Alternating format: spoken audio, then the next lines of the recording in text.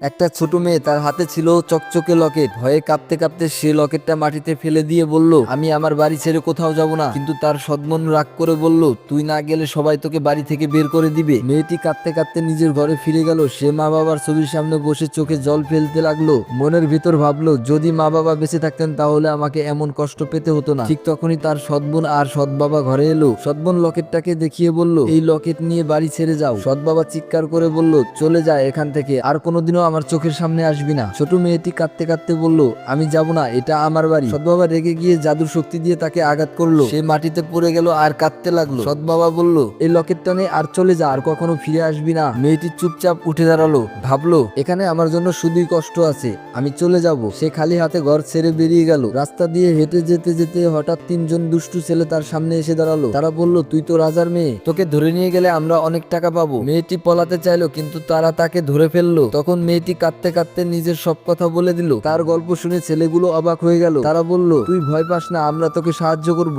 মেয়েটি হাসলো, চোখের জল মুছে তাদের জড়িয়ে ধরলো আর বলল, ধন্যবাদ। যদি গল্পটা ভালো লেগে থাকে তাহলে চ্যানেলটা সাবস্ক্রাইব করতে ভুলবেন না।